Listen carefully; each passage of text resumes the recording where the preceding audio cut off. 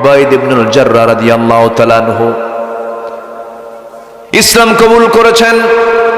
ইসলাম কবুল করে তিনি মক্কা থেকে মদিনায় হিজরত করলেন।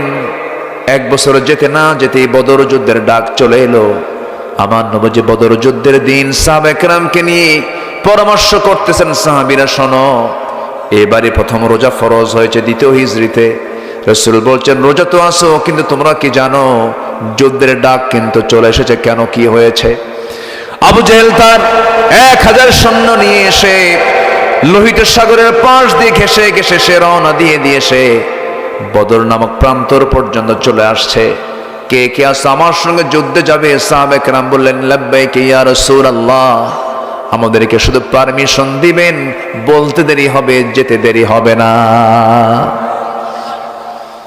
আমার নবীজি অর্ডার দিয়ে দিলেন এবং বললেন, সাহাবীরা শোনো, আজকের এই যুদ্ধ কিন্তু ভাই ভাইয়ে যুদ্ধ, বাবা সন্তান যুদ্ধ, বংশ বংশ যুদ্ধ, আত্মীয় আত্মীয় যুদ্ধ, জামাই শ্বশুর যুদ্ধ। এই যুদ্ধে তোমরা যুদ্ধ করতে পারবে নাকি? সাহাবীরা বলছেন, ইয়া রাসূলুল্লাহ, কোনো বন্ধু দেখবো না, কোনো বাপ দেখবো না, কোনো ভাই দেখবো না, আল্লাহর কসম করে বলছে আমরা ইসলামের শত্রু হিসেবে তাদেরকে চিহ্নিত করব। জোরে বলি আল্লাহু আকবার। সাহাবীদের দাম কি এমনি এত হয়েছে? আল্লাহু আকবার। আল্লাহ রাব্বুল আলামিন কি সম্মান তাদেরকে দান করেছেন। বদর যুদ্ধের দিন আমার নবীজি রওনা করবেন। সাহাবীরা বলছেন, ইয়া রাসূলুল্লাহ, আজকের এই যুদ্ধের ময়দানে আমরা আজকে রোজাও রাখবো, রোজাও ফরজ, জিহাদও ফরজ। রাসূল বলেন, না রে না, ওয়া ইন কুনতুম মারদা ওয়া আলা সাফারিন ফাইদ্দাতুম মিন আইয়ামিন উখার। সফরে আছো, বেকায়দায় আছো, অন্য সময় রোজা রাখবে, কিন্তু যুদ্ধে তো পরাজিত হওয়া যাবে না। শক্তি সঞ্চয় করে রোজা ভেঙে ফেলে দাও। রোজা ভেঙে ফেলে দেওয়া হলো। সাহাবায়ে কেরামকে নিয়ে রাসূল যখন রওনা করবেন, শিশু ইসলাম কেবল তিনি মদিনায় ঢুকেছেন, যুদ্ধ বিধ্বস্ত। আমার নবীজি কেবল হিজরত করে আসছেন, কিচ্ছু না, আবার যুদ্ধের ডাক চলে আসছে। আমার নবীজির সৈন্য সংখ্যা খুব কম হলো, 313 জন কোথায়, ওইদিকে 1000 জন কোথায়। ঘোড়া নাই, তরবারি নাই, খেজুর গাছের ডাল ভেঙ্গে তাদেরকে লাঠি বানায় দিয়েছে। আমার নবীজি যুদ্ধে যখন রওনা করবেন, ছোট্ট 2টা বাচ্চা, 11 বছর 10 বছরের ছোট্ট 2টা বাচ্চা নবীর সামনে দাঁড় হয়ে বলে, হুজুর, আমরা মদিনার আফরার ছেলে 2 জন বলছে আপনার কাছে আসলাম, কি বলবা বলো। হুজুর, যুদ্ধের নাকি ডাক এসেছে, জিহাদের নাকি ডাক এসেছে, আমাদেরকে পারমিশন দিয়ে দেন। রাসূল বললেন, ও আমার 2 জন ছোট্ট সাহাবী, কেমন করে অনুমতি দেব? তোমাদের গায়ের তো কোনো শক্তি নাই, তরবারি ধরার মতো কোনো বল নাই, কেমন করে পারমিশন দেব? না না, দেওয়া যাবে না। ছোট্ট 2টা ভাই, 2 জন ছোট্ট সাহাবীর মধ্যে বড় জন যে ছিল মা, সেও রাসূলকে লক্ষ্য করে বলছেন, ইয়া রাসূলুল্লাহ, আপনি যদি পারমিশন নাই দেন, তবে অন্তত আপনি আমাকে দেন, আমি ওর চাইতে বড় আছি, শক্তি আমার বেশি, হাত পা বড় আমার। ছোট্ট জন রাসূলকে লক্ষ্য করে বলছেন, হুজুর, আপনি যদি ওকে পারমিশন দেন, আমাকেও দিতে হবে, কারণ ও শুধু লম্বায় শুধু বড় হয়েছে, কিন্তু আমার মায়ের বেশি। আল্লাহু আকবার বলবেন না? আমার নবীজি মুস্কি হাসি মেরে বললেন, দেখি তোরা 2 জন কুস্তি লাগ। 2 জনকে কুস্তি লাগায় দিলেন। বড় জন ছোট জনকে নিচে ফেলে দিল। ছোট জন বড় ভাইয়ের কানের মধ্যে মুখ ঢুকায় বলছে, ভাই রে, তুমি কি আমার সঙ্গে এরকম করে আমাকে ছেড়ে তুমি একা যুদ্ধে যাবে? একসঙ্গে খাই, ঘুমাই, সব কিছু একসঙ্গে করি, খেলাধুলাও করি, ভাইরে তোমার গায়ের শক্তি একটু কমায় দাও, একটা বারের মতো তোমার বুকের উপরে উঠে বুঝায় দিই আমি তোমার চাইতে কোনো অংশে কম নই। আমার নবীজি টের পেলেন, ছোট্ট 2টা বাচ্চাকে বুকের মধ্যে তুললেন, আরশের মালিকের দিকে তাকায়া, আসমানের দিকে তাকায় আল্লাহ রাসূল বলছেন, আয় আল্লাহ তাআলা, এই ছোট্ট 2টা বাচ্চার গায়ের শক্তি নাই, বয়সও নাই, কিন্তু ইমানের জোর আছে, আমি এই 2 জনকে পারমিশন দিয়ে দিলাম। সেই যুদ্ধের ময়দানে 313 জন সাহাবী রওনা করলেন। মদিনার মসজিদ থেকে রাসূল বের হলেন 80 মাইল দূরে। কত মাইল দূরে? 80 মাইল দূরে। কিছু কিছু সাহাবী হেঁটে হেঁটে চলে গেছেন, হেঁটে হেঁটে চলে গেছেন। রোজার মাস, খাবার নাই, কিচ্ছু নাই। আমার নবীজি সাহাবে কেরামকে নিয়ে সবেমাত্র কেবল মদিনায় ঢুকেছেন, না খাওয়া সাহাবী, দুর্বল সাহাবী, তাদেরকে নিয়ে যখন রওনা করলেন বদর প্রান্তরে, আমার নবীজি যাদেরকে নিয়ে দাঁড়ায় ছিলেন, সাহাবীরা বললেন, ইয়া রাসূলুল্লাহ, যুদ্ধ করতে আসলাম, কিন্তু যে জায়গায় আমরা দাঁড়ায় আছি সেই জায়গাটা হলো বালুর জায়গা, বালুর মধ্যে হাঁটু পর্যন্ত গেড়ে যায়, কেমন করে হাঁটবো হুজুর? একটু আমাদের জন্য দোয়া করুন, আল্লাহ যেন সাহায্য নাজিল করেন। আমার নবীজি দোয়া করলেন, ওয়ালাকাদ নাসারাকুমুল্লাহু বিবাদরিন ওয়া আনতুম আযিল্লা, তোমরা অসহায় ছিলে, আল্লাহ রাব্বুল আলামিন বদর প্রান্তরে সাহায্য করেছেন, সরাসরি ফেরেশতা পাঠায়া দিয়েছেন। সঙ্গে সঙ্গে কি হলো? বৃষ্টি নাজিল হলো আকাশ থেকে। বৃষ্টি নাজিল যখন হলো বালুর উপরে, তখন বালুর উপরে যখন পানি পড়ে, বালুটা কি হয়? নরম হয় না শক্ত হয়? শক্ত হয়ে যায়, কদমটা মজবুত হয়ে গেল। কাফের মুশরিকরা যে প্রান্তে দাঁড়ানো ছিল সেই জায়গাটা ছিল এঁঠেল মাটির জায়গা, পিছলা জায়গা। বৃষ্টি যখন হলো কি হবে বলেন তো? পিছলা হয়ে গেল। আল্লাহর সাহায্য নাজিল শুরু হয়ে গেল, যুদ্ধ শুরু হয়ে গেছে। আমার নবীজি লক্ষ্য করে দেখছেন সাহাবীরা যুদ্ধেও সরাসরি তারা অংশগ্রহণ করেছে। সেই যুদ্ধের ময়দানে একজন দুজন না 14 জন সাহাবী শাহাদত বরণ করেছেন। কতজন বলেন? 14 জন সাহাবী শাহাদত বরণ করেছেন। কাফেরদের ভিতরে 70 জন মারা গেছে, আবার 70 জন বন্দী হয়েছে। সেই বন্দীদের ভিতরে আমার নবীজির অনেক আত্মীয় ছিলেন। আমার নবীজির সবচেয়ে বড় মেয়ের জামাই আবু সালমা ছিল, কি আবুল আস ছিলেন। আবুল আস আমার নবীর বড় মেয়ের জামাই। আমার নবীর আপন চাচা আব্বাস রাদিয়াল্লাহু আনহু, তিনিও তখন কাফের ছিলেন, তিনিও ছিলেন আবু জেলের নেতৃত্ব অবলম্বন করে যুদ্ধ করতে আসছিল। বদর যুদ্ধে কোনো নেতা কেউ জীবিত ছিল না, আবু জেহেল সহ সব নেতাগুলো বিদায় নিয়েছিল। আমার নবীজি বদর যুদ্ধের ময়দানে লক্ষ্য করলেন 14 জন সাহাবী দুনিয়া থেকে বিদায় নিয়েছেন। এর মধ্যে ওই যে ছোট্ট 2টা বাচ্চা যুদ্ধের ময়দানে সবার সামনে দাঁড়ায় এক সাহাবীকে ডাক দিয়ে বলে, ও চাচা, কাফিরদের নেতাকে আবু জেলটা কই কই যে বসে আছে ঘোড়ার পিঠে? বলতে দেরি হলো, যেতে দেরি হলো না, সিংহের মতো গর্জন দিয়ে বাজ পাখির মতো উড়ন্ত হয়ে দৌড় মেরে 2 জন চলে গেছে। 2 জনের হাতে ছোট্ট তরবারি ছিল, ওরা টের পায় নাই। পজিশন নিয়ে আবু জেলের 2 পাশে 2 জন দাঁড়ায় আছে। আবু জেল ঘোড়ার পিঠে বসেছিল। 2 জন আল্লাহু আকবার বলে এত জোরে সজোর আঘাত করেছে। 2 জন আবু জেলের 2 পায়ে যখন আঘাত করেছে, ইতিহাস লেখে আবু জেল ওই যে ধরাশয়ী হয়ে জমিনে পড়ে গেছে। কোমর সোজা করে আবু জেল আর কোনোদিন দাঁড়াতে পারে নাই। জোরে বলি আল্লাহু আকবার। কিন্তু এইদিকে কাফেররা টের পেয়ে গেছে, বড় ভাই মুআজকে ধরে ফেলেছে। পিছন দিক থেকে একজন এসে তার ডান হাতে আঘাত করেছে। এক আঘাতে তার ডান হাতটা চামড়ার সঙ্গে ঝুলতে লাগলো, তরবারি ঝনঝন করে পড়ে গেল। লাফ মেরে গিয়ে আবার বাম হাতে তরবারি তুলে নিয়েছেন, যুদ্ধ চালাচ্ছেন, কিন্তু ডান হাতটা চামড়ার সঙ্গে ঝুলতেছিল। বারবার বাম হাতে সে ধাক্কা খায়, যুদ্ধে ডিস্টার্ব হয় মনে করে এক পর্যায়ে ডান হাতটা বাম পায়ের নিচে রেখে এত জোরে টান মারলেন, হাতটা ছিটকে পড়ে গেল। বাম হাতে যুদ্ধ চালালেন, বাম হাতে কেটে ফেলে দিল কাফেররা, ঝনঝন করে তরবারি পড়ে গেছে। মুআজ আর যুদ্ধ করবেন কি দিয়ে? হাতই তো নাই। একজন কাফের এসে গর্দান বরাবর আঘাত করলো, মস্তকটা ছিটকে পড়ে গেল। গোটা দুনিয়াবাসী ছোট্ট ওই বাচ্চা গোটা দুনিয়াবাসীকে বুঝায় দিল আল্লাহর জমিনের দিন কায়েমের জন্য এমন করে অনায়াসে জীবন দিতে হয়। যেরকম সুবহানাল্লাহ। ওই যুদ্ধের ময়দানে একজন সাহাবী, যে সাহাবীকে লক্ষ্য করে আমি এত দূর পর্যন্ত আসলাম, উবাইদ ইবনুল জাররাহ রাদিয়াল্লাহু তাআলা আনহু, যুদ্ধে গিয়ে দেখেন তার সামনে বাপ সামনে দাঁড়ায় আছে। বাপটাকে দেখে 1 বছর দেখা হয় না, বাপকে দেখেন না। উবাইদা করলেন কি? তরবারি গুটায় নেন না, আমি আব্বাকে মারতে পারবো না। কয়েকবার ফেরত আসলেন, কিন্তু পরক্ষণেই মনে মনে ভাবলেন, না না, আমার জন্মদানকারী বাপ হতে পারে, কিন্তু সে তো ইসলামের দুশ্মন মনে করে আবার ইউ টার্ন করে তরবারিটা হাতের মধ্যে ওপেন করে নিয়ে কোষবদ্ধ তরবারি কোষমুক্ত করে নিয়ে আল্লাহু আকবার বলে বাবার সামনে গিয়ে বাপকে বাপ না মনে করে শিরকের প্রতীক মনে করে গর্দান বরাবর হাঁকায়া দিলেন। বাপ দুনিয়া থেকে বিদায় নিল। যুদ্ধ শেষ হয়ে গেছে, সবার মুখে হাসি, মুসলমানরা বিজয় লাভ করেছে, কিন্তু ওবায়দার মুখে হাসি নেই। ওবায়দা কান্দে। বলা হলো ওবায়দা কান্দে কেন? সাহাবীরা বলছেন, ইয়া রাসূলুল্লাহ, ওবায়দার বাপ আজকে যুদ্ধে মরে গেছে, এই জন্য ওবায়দা কান্দে।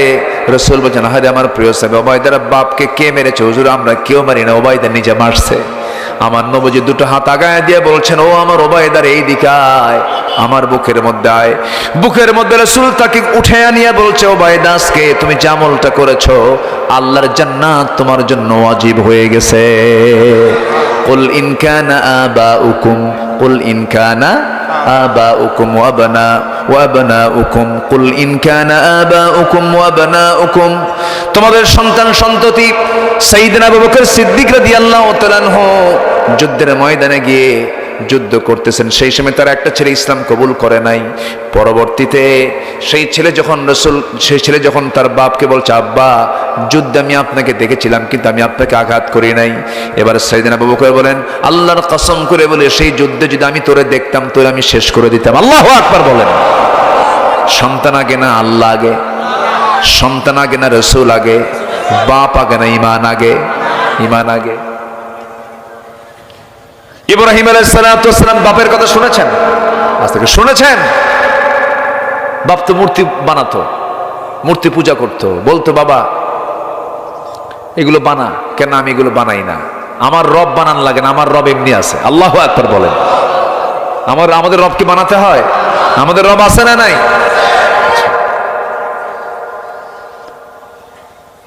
ইব্রাহিম আলাইহিস সালাতু ওয়াস সালাম তিনি শিরক উৎখাত করেছেন। কি মামলা খেলেন তিনি, মূর্তি ভাঙ্গার মামলা খাইছেন না উনি? সে মামলার ফলাফল হলো আগুনে পুড়ে মারো। তিনি কি কারো কাছে মাথা নত করেছেন? বাপটা পর্যন্ত তার বিরুদ্ধে চলে গেছে। তিনি চেয়েছেন কাকে? কাকে চেয়েছেন? আল্লাহকে চেয়েছেন। আমার বন্ধুগণ, আমার ভাইয়েরা, আল্লাহ রাব্বুল আলামিন বলছেন, বান্দারে এই সমস্ত জাগতিক জীবনের ব্যক্তি জিনিস সেগুলোর চাইতে আমাকে বেশি ভালোবাসতে হবে, রাসূলকে বেশি ভালোবাসতে হবে। এরপর একটা ইবাদতের কথা বলেছেন, ওয়াজিহাদিন ফি সাবিলিহি। আল্লাহ রাব্বুল আলামিন বলেন, আল্লাহর রাস্তায় জিহাদকে তোমাদের বেশি পছন্দের কারণ হতে হবে। এরপর আল্লাহ পাক বলছেন, করো শব্দ প্রয়োগ করা, ফাতারাব্বাসু হাত্তা ইয়াতিয়াল্লাহু বিআমরিহি ওয়াল্লাহু লা ইয়াহদিল কওমাল ফাসিকিন। জোরে বলুন আল্লাহু আকবার। এরপর আল্লাহ রাব্বুল আলামিন বলছেন, যদি তোমরা না করো, আল্লাহর আযাবের অপেক্ষা করো। আল্লাহ তাআলা ফাসিকদেরকে কখনো হেদায়েত দেন না। ফাসিকদের হেদায়েত কি আল্লাহর কাছে আছে নাকি? আল্লাহর কাছে নাই। সেজন্য আমরা সাহায্য চাইবো কার কাছে? আসতে বলবেন না, কার কাছে? আমার জীবনে একমাত্র বন্ধু তিনি আমার কে? আল্লাহ ছাড়া কোনো বন্ধু আছে নাকি? আল্লাহ ছাড়া কোনো বন্ধু হতে পারে না। কারণ দুনিয়ার যা কিছু দেখতেছি সমস্ত বন্ধুগুলো ক্ষণিকের। একমাত্র পার্মানেন্ট বন্ধু তিনি আমার একজন, তিনি আমার কে? বউ আমার আপন না, হেরে যাবে। সন্তান আমার আপন না, হেরে যাবে। ভাই আমার আপন নয়, হেরে যাবে। সন্তান সন্ততি কেউ আমার আপন নয়, বন্ধু বান্ধব কেউ আমার আপন নয়, আমার গোষ্ঠী আমার আপন নয়। সব একদিন পর হয়ে যাবে। যেদিন আমি মরে যাব সেই দিন টের পাবো আমার আগাগোড়া একমাত্র বন্ধু তিনি আমার একমাত্র কে? إن الحمد لله الأكرم الذي خلق الإنسان وكرم وعلمه من البيان ما لم يعلم فسبحان الذي لا يحصى امتنانه باللسان ولا بالقلم نشهد أن لا إله إلا الله وحده لا شريك له ونشهد أن سيدنا وحبيبنا ومولانا محمدا عبده ورسوله الذي أرسله بالحق بشيرا ونذيرا وداعيا إلى الله بإذنه وسراجا منيرا فقد قال الله تعالى في كلامه المجيد وفرقانه الحميد: أعوذ بالله من الشيطان الرجيم. بسم الله الرحمن الرحيم.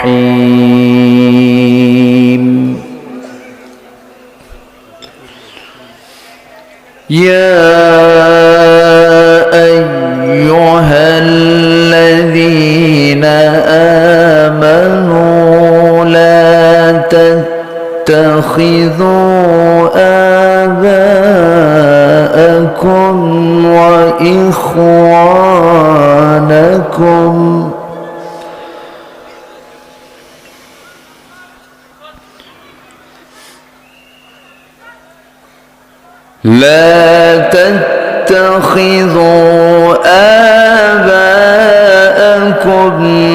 وإخوانكم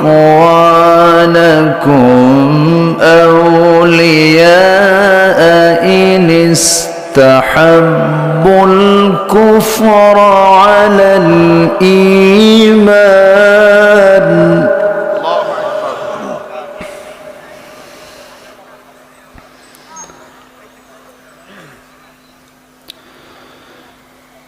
إن استحبوا الكفر على الإيمان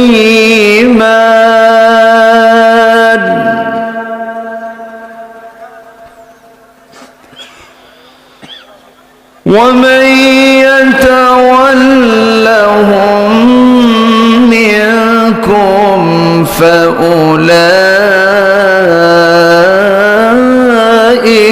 هم الظالمون.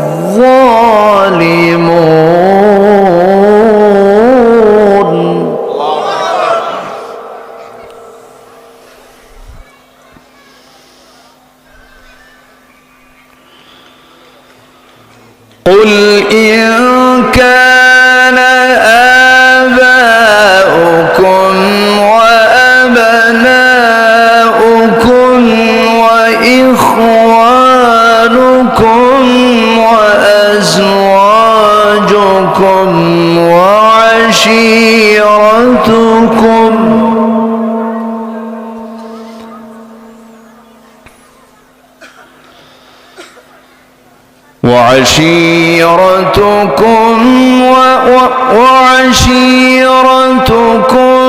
وأموال اقترفتموها وتجارة تخشون كسادها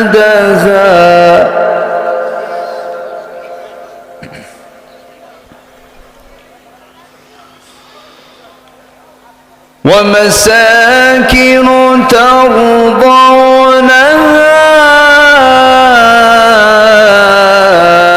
أحب إليكم من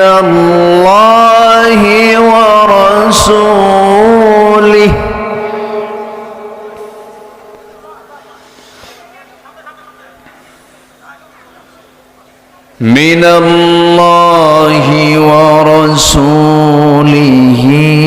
وجهاد في سبيله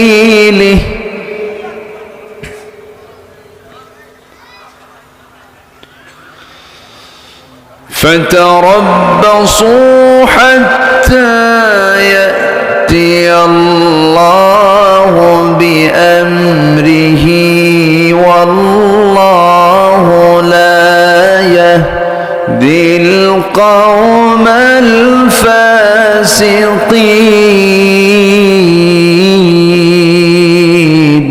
الله أكبر.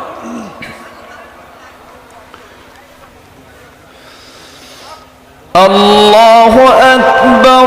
بسم الله الرحمن الرحيم.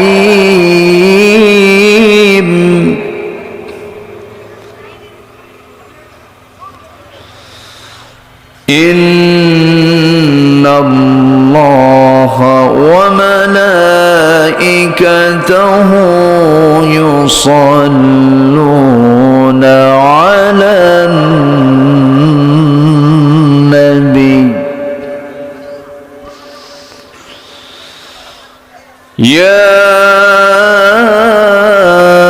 أيها الذين آمنوا صلوا عليه وسلموا تسليما اللهم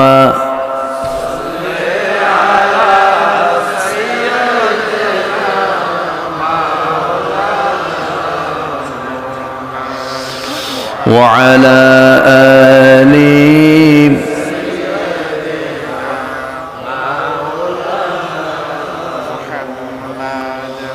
একটু মোহাব্বত দিয়ে নবীর প্রেমে মাতোয়ারা হয়ে জবান খুলে আওয়াজ দিয়ে সবাই বলুন আল্লাহুম্মা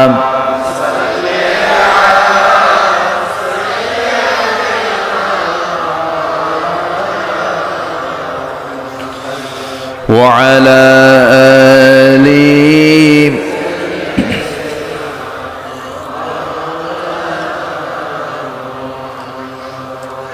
সবাই বলুন বালাগাল উলা বিকামালিহি কাশাফাত তুজা বিজামালিহি حسنت جميع خصاله صلوا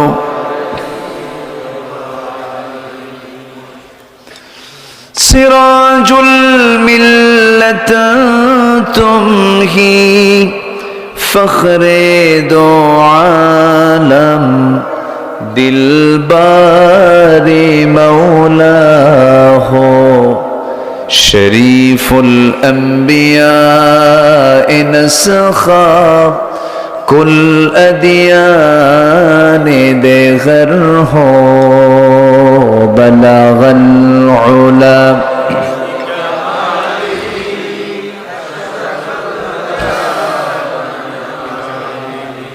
حسنت جميع خصاله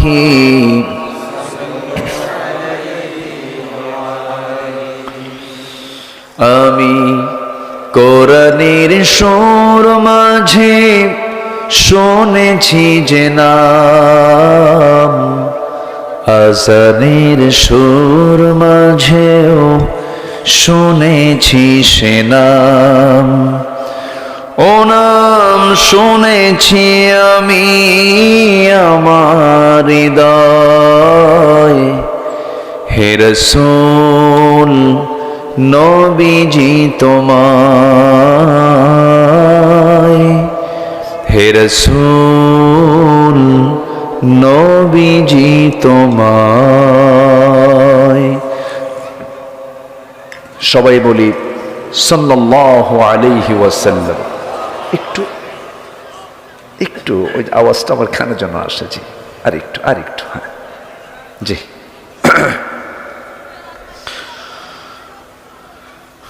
বৃহত্তর নোয়াখালী অঞ্চলের ফেনী জেলার ছাগলনাইয়া উপজেলার দক্ষিণ যশপুর ফরয়েজি বাড়ি নুরানি হাফিজে মাদ্রাসা মাহফিল ইন্তেজামি কমিটি কর্তৃক আয়োজিত নবম বার্ষিকী ওয়াজ মাহফিল 2025 মহৎ আয়োজনের সম্মানিত সুযোগ্য সভাপতি বিশিষ্ট সমাজসেবক ইসলাম দরদী ব্যক্তিত্ব শিক্ষাবিদ জনাব ইউসুফ মজুমদার, আজকের মাহফিলের বরেণ্য অতিথি হাফিজ মাওলানা মুফতি শাহজালাল মাদারীপুরী, উপস্থিত হাজারাত উলামায়ে কেরাম, ফদালায়ে ইজাম, সুশীল সমাজ, জাতির শ্রেষ্ঠ সন্তান, শিক্ষক মণ্ডলী,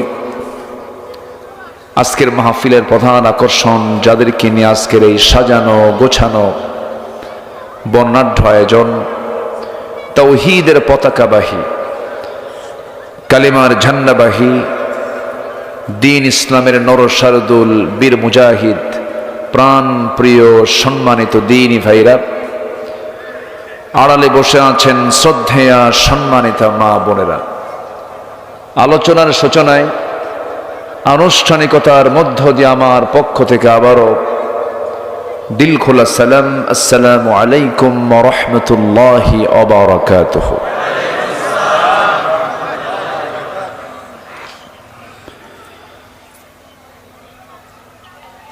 মহান রব্বে করিমের শুকরিয়া। সবাই কেমন আছেন? আমারও প্রশ্ন করলেন। আল্লাহ তাআলা আমাকে তো আপনার সাথেই তো রেখেছেন, এক সাথেই তো আছি, বলি আলহামদুলিল্লাহ। আল্লাহ পাকের মেহেরবানি, আল্লাহ তাআলা একটি অনুকূল পরিবেশ তৈরি করে দিয়েছেন। এই মাহফিলগুলো আজ থেকে কয়েক মাস আগেও বাস্তবায়ন খুব জটিল ছিল।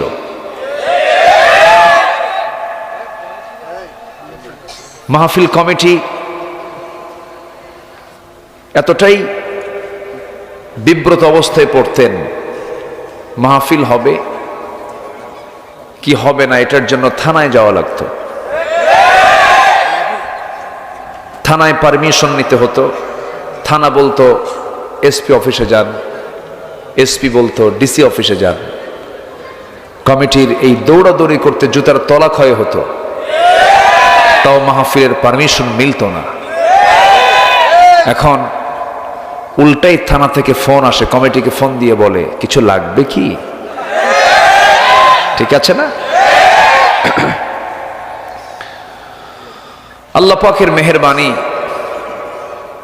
যে মহান আল্লাহ সুবহানাহু ওয়া তাআলা এমন সুন্দর একটা আয়োজনে, অনুকূল পরিবেশে, প্রশস্ত চিন্তা নিয়ে, মুক্ত মনে এমন একটি পরিবেশ আসার বসার তৌফিক দিয়েছেন। কালিমাত শুকর আদায় করি, মুহাব্বাতান বলে উঠছি আলহামদুলিল্লাহ। আবারও বলছি আলহামদুলিল্লাহ। চিৎকার মেরে বলছি আল্লাহুম্মা ইন্নী আসআলুকা আল হুদা ওয়াত তুকা ওয়াল আফাফা ওয়াল গিনা। সবাই বলি আল্লাহুম্মা আইন্নি আলা যিকরিকা ওয়া শুকরিকা ওয়া হুসনি ইবাদাতিকা। সম্মানিত ভাইয়েরা, আমরা আল্লাহ তাআলার শুকর আদায় করে নিলাম। আমি আরেকটু আগে উঠলে ভালো হতো, উঠতে একটু দেরি হয়েছে। শেষ হতে যদি দেরি হয় কষ্ট হবে? আমাকে সময় দেওয়া যাবে তো? এই উপজেলার নাম কি? ছাগল নাইয়া না সল নাইয়া, ভালো করে কবেন কিন্তু। সাগর নাইয়া। হ্যাঁ, তো ছাগল এটা প্রাণীর নাম। এটা কিসের নাম? প্রাণীর নাম। খুব সোজা জাত না এটা? খুব ভালো কথা শোনে না? শোনে। কিন্তু এই ছাগলটা হচ্ছে এমন একটা প্রাণী যে প্রাণীর সাথে পৃথিবীর সকল নবীর সম্পর্ক ছিল। কি ঠিক আছে না? সকল নবীর সম্পর্ক ছিল এই ছাগলের সাথে। সেই ছাগল নিয়ে আপনারা আছেন কে? এটা থানার তফসির করে দিলাম। রাসূল ছিলেন রাখাল, তিনি রাখালিপনা করেছেন। এরপরে আদম থেকে শুরু করে এমন কোন নবী নাই যে নবী রাখাল ছিলেন না। তো নামটা শুনে আমার ভালোই লেগেছে, আলহামদুলিল্লাহ। ছাগল চড়েছেন সবচেয়ে বেশি টাইম হচ্ছে একজন নবী, তিনি হচ্ছেন মূসা আলাইহিস সালাতু ওয়াস সালাম। 10 বছর কত বছর? 10 বছর। দেখি যদি সুযোগ হয় তার লাইফের দিকে আস্তে আস্তে যাব। আমরা আমাদের নবী নিয়ে বসেছি। আমাদের নবীর নাম কি?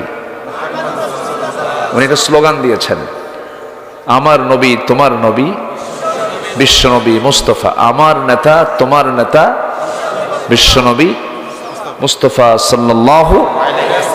তখন আমি চিন্তা করলাম দেখি আজকে কি বিষয়ে কথা বলা যায়, একটা প্ল্যান নিলাম।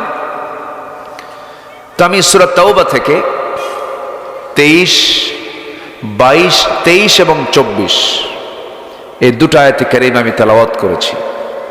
দুটো আয়াতকে সামনে রেখে কিছু কথা বলতে চাচ্ছি। আল্লাহ যেন আমার মুখ থেকে সেই কথাগুলো বের করে দেন যে কথাগুলো মুসলিম উম্মার জন্য এই মুহূর্তে দারুণ প্রয়োজন। আল্লাহ কবুল করুন, জোরে বলে আমিন।